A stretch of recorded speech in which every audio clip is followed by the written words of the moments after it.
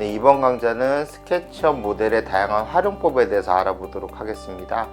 첫 번째는 이미지를 기반으로 한 모델링 과정입니다. 참여 설계를 진행을 하실 때 학교에 도면이 있다면 좋겠지만 없는 경우도 있을 거고요.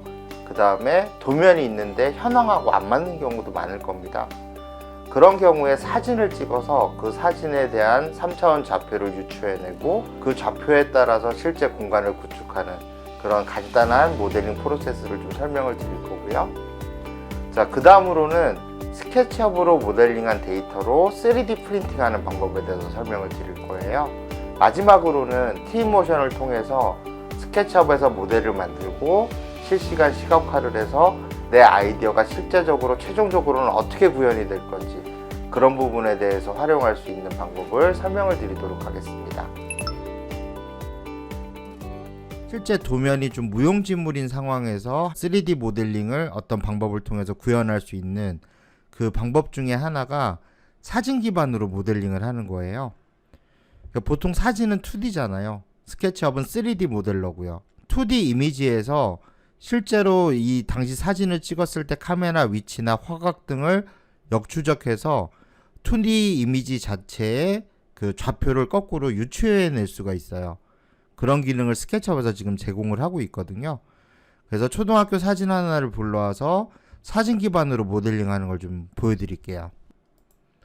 자, 일단 메뉴바에서 윈도우에서 디폴트 트레이로 가셔서 매치 포토라는 대화 상자를 열어주세요.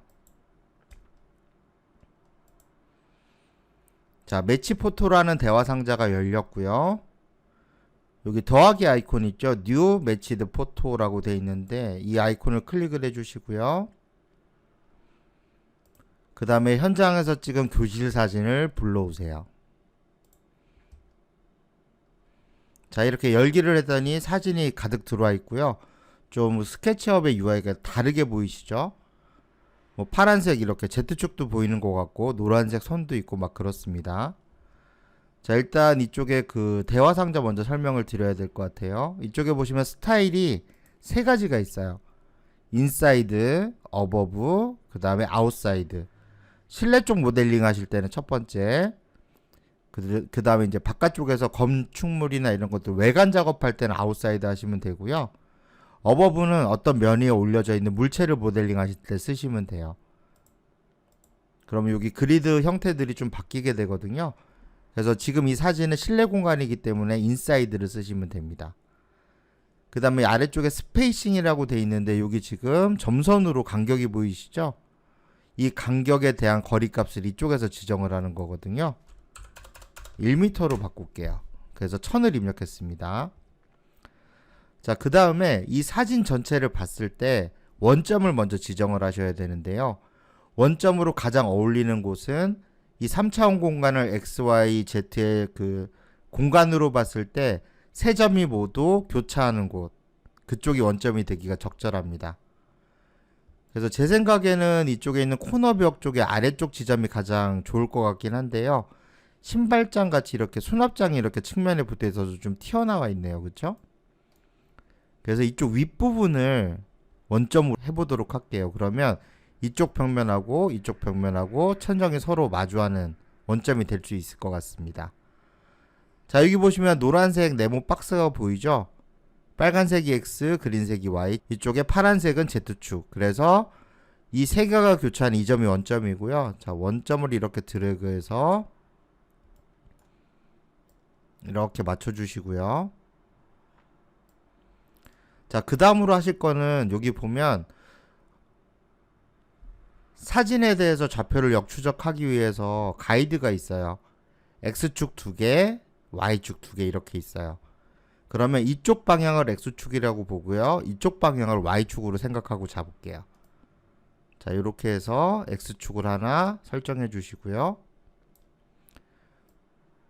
보통은 이제 벽들이 시공되면 수직 수평으로 정렬을 시키잖아요. 그걸 이용을 하는 겁니다. 자, 이쪽 윗부분을 X축에 하나, 그 다음에 아래쪽에 바닥하고 벽이 만나는 부분 있죠? 자, 이쪽을 또 다른 X축으로 설정을 해줍니다. 이렇게. 이게 최대한 벌어질수록 좋아요. 사진에서 위아래로 잡으실수록 정확하게 좌표를 유추할 수 있어요. 일단 대략 잡았고요. 그 다음에 Y축도 똑같이 해볼게요. 자, 이쪽에서 이 방향으로 Y축을 하나 설정해 주시고요. 그 다음에 아래쪽도 이 방향으로 하나 잡아볼게요.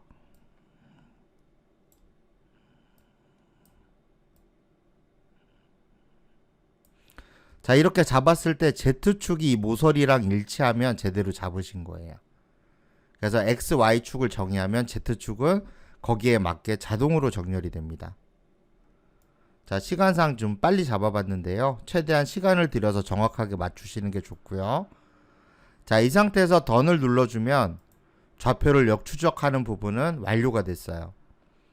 그리고 이 상태에서 좌측에 보시면 탭이 있어요. 이미지 이름대로 탭이 하나 만들어지는데 이 상태에서 3차원 뷰로 딱 돌리면 사진이 사라지거든요. 원래 사진이 있는 쪽으로 돌아가시려면 이 탭만 누르시면 됩니다. 자, 그 다음에 모델링을 한번 해볼게요. 모델링은 항상 원점에서 시작을 하는 겁니다. 자, 원점을 찍고요. 먼저 이쪽 벽을 한번 만들어 볼게요. 키보드에서 위쪽 화살표를 눌러서 Z축으로 고정하고요. 자, 여기 지금 모서리 닿는 부분까지 빼줍니다. 이렇게 클릭. 그 다음에 이쪽이 X축이라고 했죠. 우측 화살표를 눌러서 키보드에서 X축으로 이렇게 고정해서 클릭해 주시고요. 자, 그 다음에 위쪽 화살표를 눌러서 다시 Z축으로 고정합니다. 그래서 원점에다 갖다 대시면 이 높이하고 이 높이하고 일치가 돼요. 자, 클릭해서 이렇게 눌러주시면 면이 만들어집니다. 이렇게. 자, 그리고 앞쪽에 여기도 수납장 같은 게 있는데 좀 더 밑으로 내려와야 되겠죠. 자, 면을 선택해서 스케일 도구를 이용해서 Z축으로 이렇게 내려주시면 되겠습니다.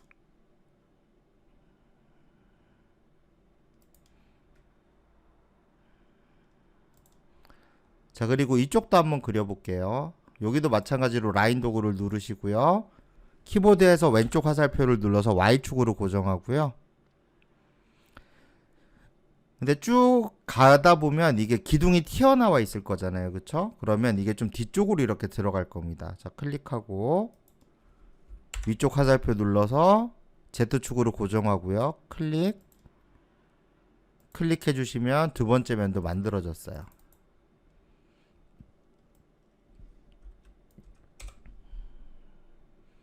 자, 그리고 이 벽면이 쭉 따라갈 테니까요. 이 면도 잡아서 스케일 도구를 이용해서 늘려줍니다. 이렇게.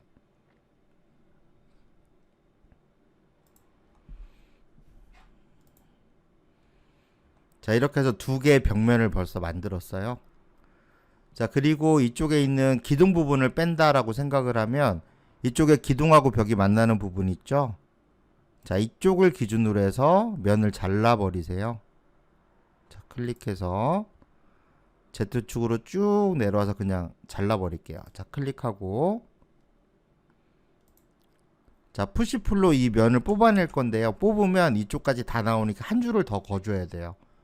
자, 일단 임의대로 한 줄을 대충 긋겠습니다. 자, 이렇게 클릭해주고 푸시풀로 뽑는데 이쪽에서 뽑아지는 선이 이 기둥, 이 모서리 쪽에 닿게끔 하시면 돼요. 이렇게. 그럼 이쪽은 이 선까지 와야 되는데 너무 많이 튀어나와 있죠. 자, 뷰를 돌려서 이쪽 면을 찍고요. 탭을 눌러서 원래대로 돌아갑니다.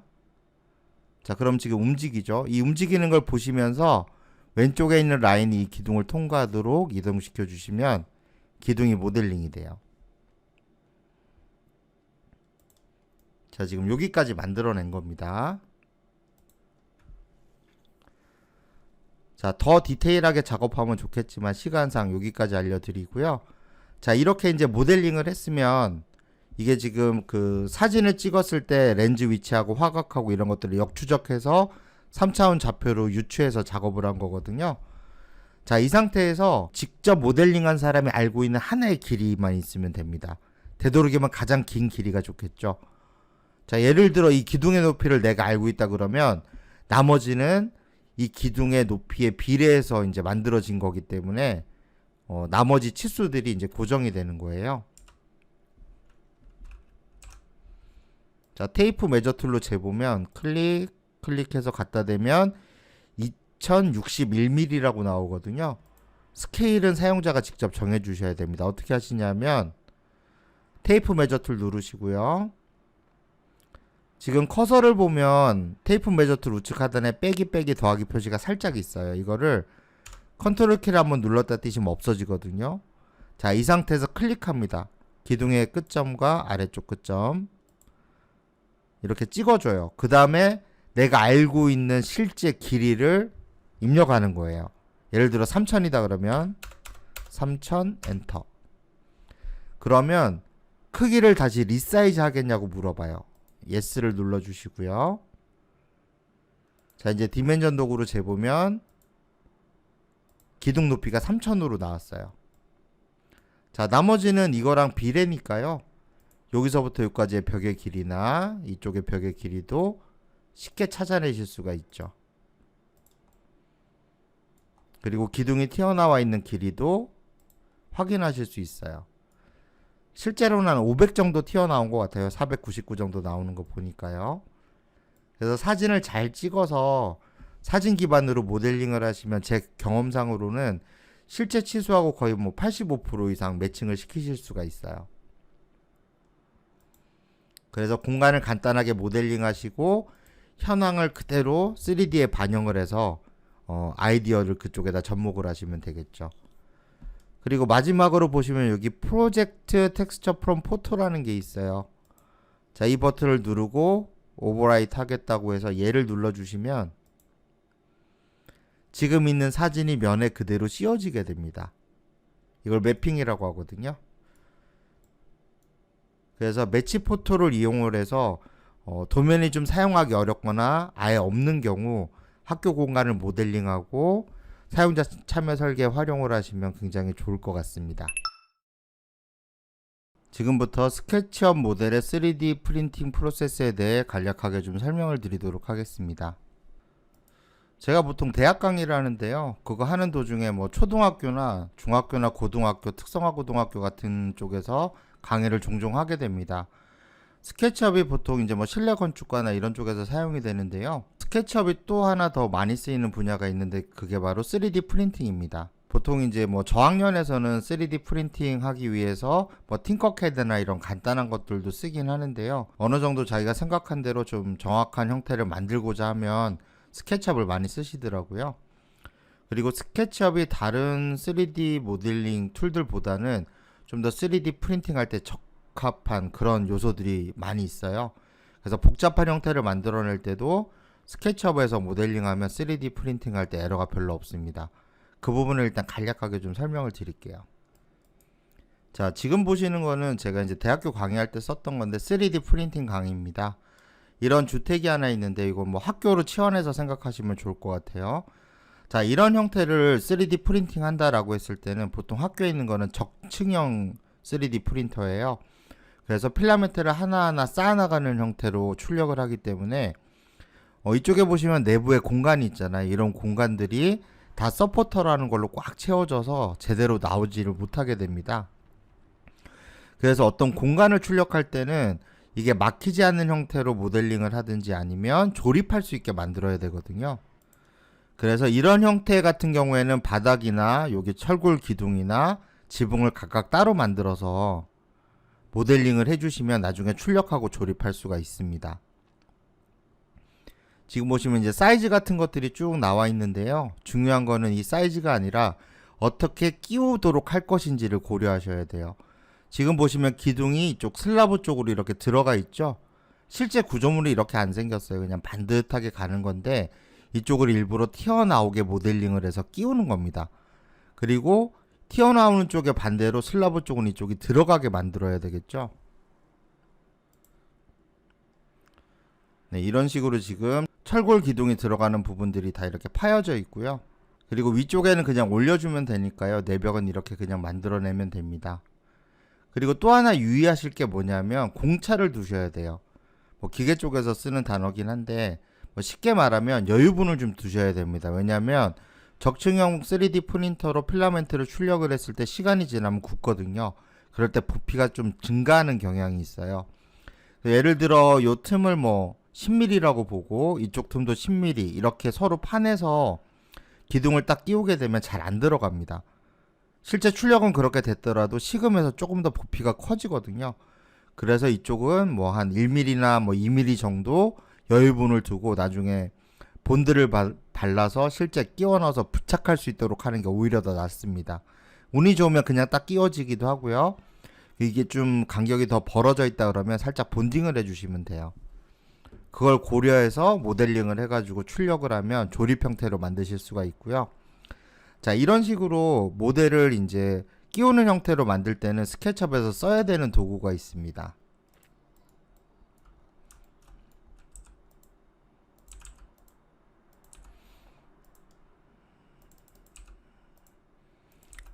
자, 이런 기둥이 있고요. 이쪽을 이만큼 튀어나오게 작업을 할 거예요. 자, 그룹으로 만들어 주고요. 끼워지는 부분도 있겠죠? 그 부분을 간단하게 모델링을 해 볼게요.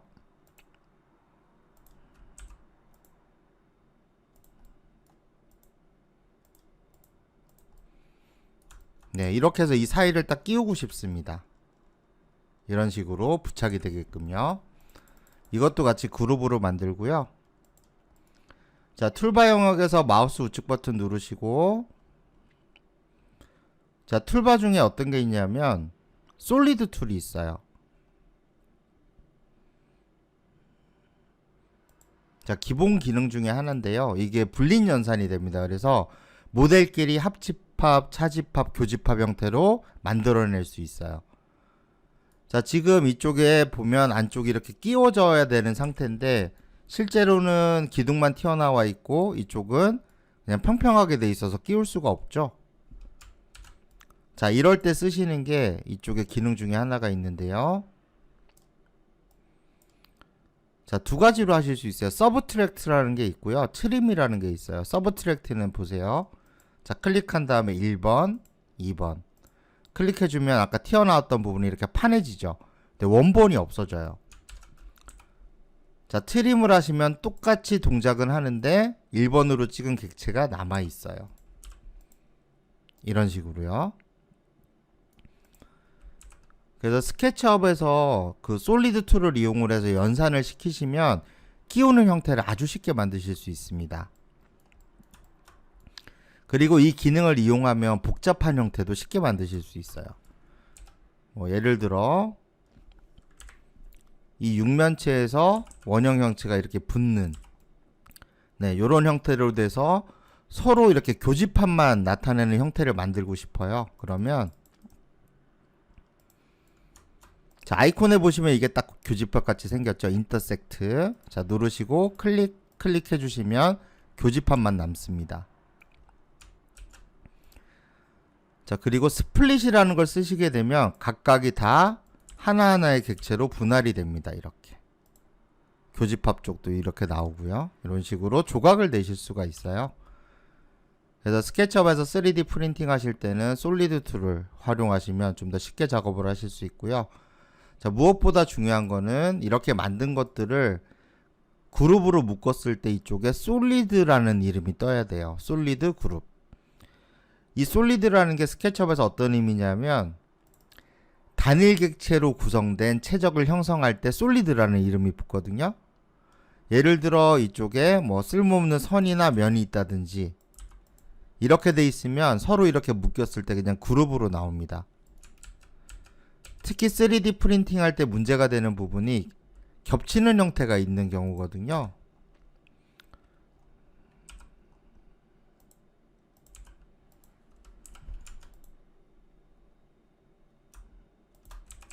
자, 예를 들어 이런 식으로 만들어지게 되면 안쪽에 또 객체가 있잖아요. 그럼 객체와 객체가 서로 겹치게 됩니다. 이런 경우에 3D 프린팅 하기 전에 슬라이서 프로그램이 이걸 G코드로 만들거든요. 3D 프린터 앞에 노즐에서 필라멘트를 녹여서 이렇게 떨어뜨리게 되는데 그 노즐이 움직이는 가로 세로 좌표를 G코드라고 해요. 그 G코드를 만들 때 저렇게 겹친 부분이 있으면 에러가 발생하기 쉽습니다.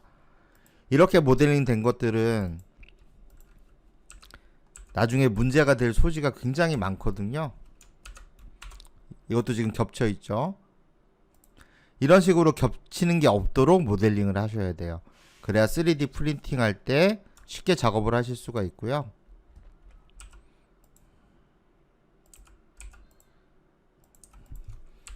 그리고 이렇게 면이 없거나 하는 경우에도 스케치업에서 선택해 보시면 솔리드라는 이름이 사라져요. 완벽한 최적을 안 만들었다는 뜻이거든요. 그래서 스케치업으로 3D 프린팅을 하실 때는 솔리드 툴을 이용해서 교집합, 합집합, 차집합, 자르기 이런 것들을 이용을 해서 만드시면 조립 형태를 아주 쉽게 만들어내실 수 있고요. 3D 프린팅에 이게 적합한 모델링이냐 아니냐는 여기 엔티티 인포 창에서 솔리드냐 아니냐를 확인을 하시면 되겠습니다. 그러면 나중에 출력하실 때 좀 더 완벽하게 실수 없이 만드실 수 있는 그런 프로세스를 정립하게 되실 겁니다. 네, 5차시 마지막으로 실시간 렌더링 솔루션을 이용한 시각화에 대해 설명드리도록 하겠습니다. 굉장히 좀 말이 어렵죠? 실시간 렌더링. 쉽게 생각하시면 게임 엔진을 이용을 해서 스케치업 모델을 빨리 시각화하는 도구다라고 생각을 하시면 돼요. 그리고 이 내용 자체가 다루려면 굉장히 시수가 많이 필요한 내용인데요. 기본적으로 간단한 내용만 알아두셔도 적용을 하실 수 있으니까요. 이번 기회에 개요에 대해서 좀 들어보시고요. 나중에 활용하시면 참 좋을 것 같습니다. 자, 일단 실시간 시각화에 사용할 소프트웨어는 트윈모션입니다. 그래서 주소창에서 twinmotion.com으로 이동을 해주시고요.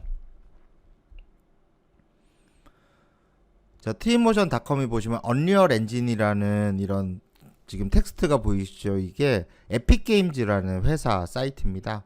이쪽에서 만든, 그러니까 원래 게임 쪽에 엔진을 개발하는 회사거든요. 이쪽에서 건축 시각화 전용으로 만든 게 트윈모션이라는 프로그램이에요. 이 트윈모션은 좀 바람직한 게 뭐냐면 체험판이나 교육용은 다 무료입니다. 상업용으로 쓸 때만 비용을 지불하시면 되니까 교육과정에 쓰셔도 아무런 문제가 없어요. 자, 이쪽에서 이제 회원 가입하시고 다운로드 받으시면 되고요. 그리고 여기 사이트에서 아래로 쭉 내려가 보면 플러그인이라는 게 있어요. 자, 그래서 여기 보시면 스케치업용 다이렉트 링크라는 플러그인이 있는데요. 이것도 스케치업에 설치를 해주시면, 그러니까 트윈모션 설치, 그 다음에 플러그인 설치 두 가지만 해주시면 정말 빠르게 순식간에 시각화하실 수 있어요. 저 다이렉트 링크라는 걸 설치하게 되면 이런 툴바가 나타나게 됩니다.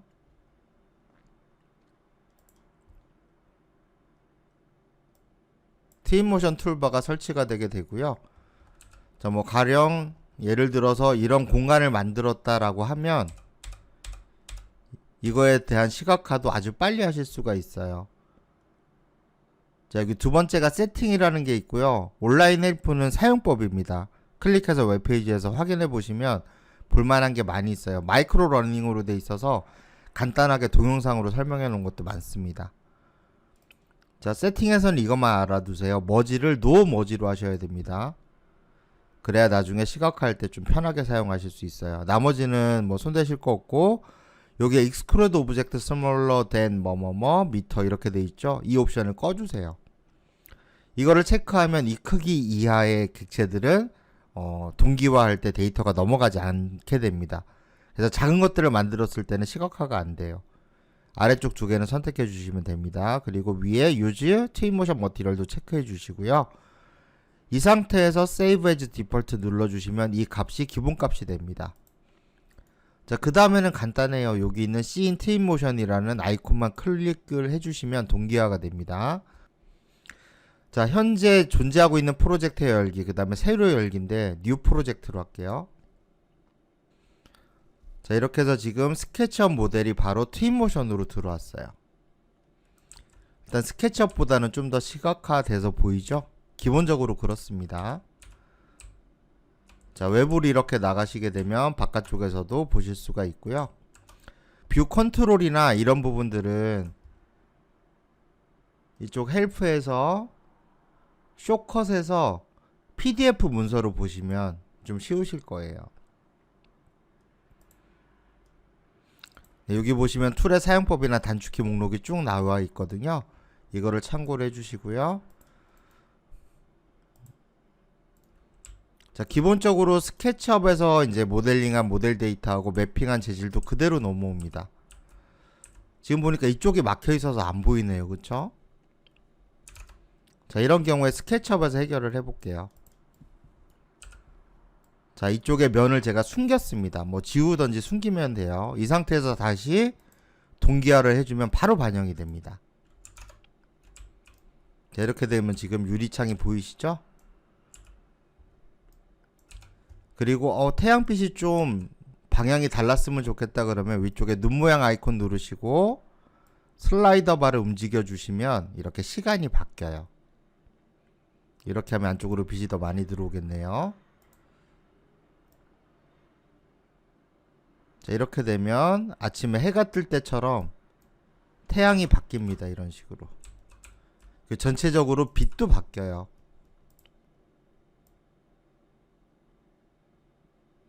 그리고 아주 밤이 되게 되면 하늘에 별도 뜨고요. 달도 뜨게 됩니다.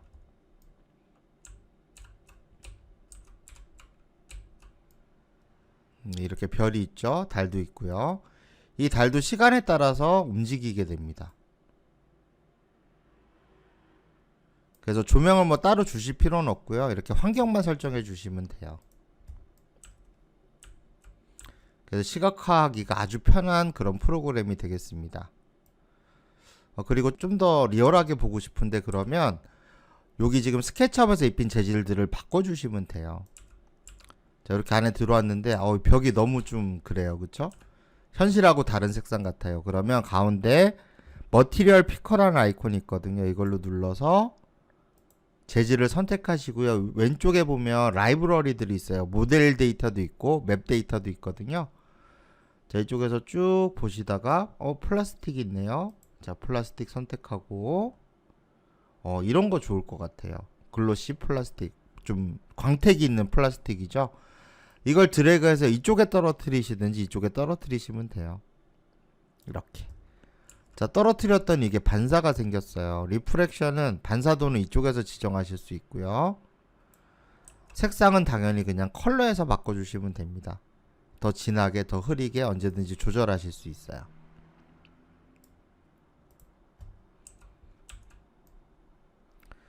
그리고 여기 보면 지금 카펫 같은 게 깔려 있거든요. 카펫. 이런 것도 바꿀 수 있어요. 자, 왼쪽에 보시면 여러 가지 이제 라이브러리들이 있는데요. 여기서 패브릭 선택해서 내가 마음에 드는 카펫이 있으면 그걸로 교체하시면 됩니다. 네, 드래그 앤 드랍 하시면 돼요. 이렇게. 너무 패턴이 큰 것 같아요. 그럴 경우에는 스케일로 조절하시면 됩니다. 이렇게.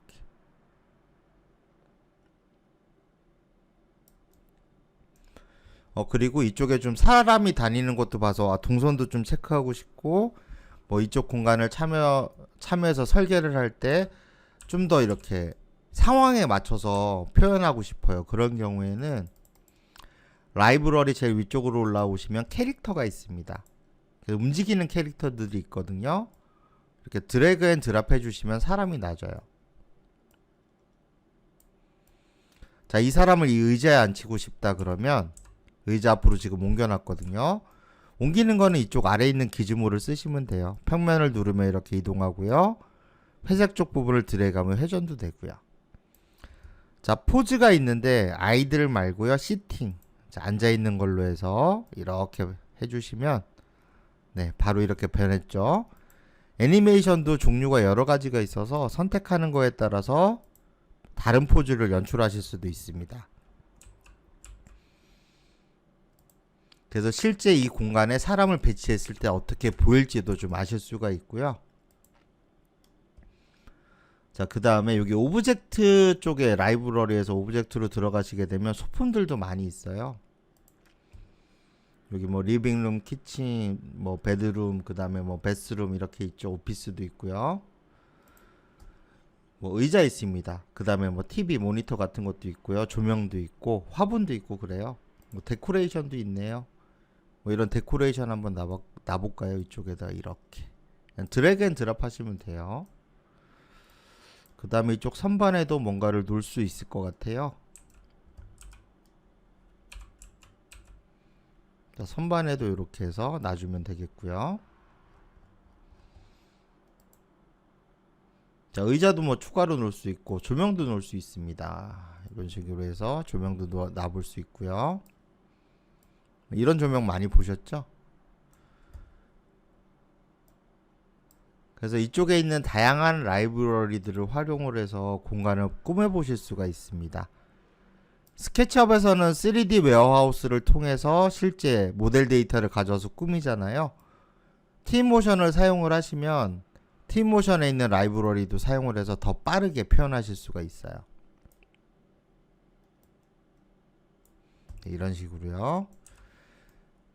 자, 그 다음에 뭐 조명에 대한 부분들도 고려를 해 보실 수 있을 텐데요. 밤으로 한번 바꿔볼까요?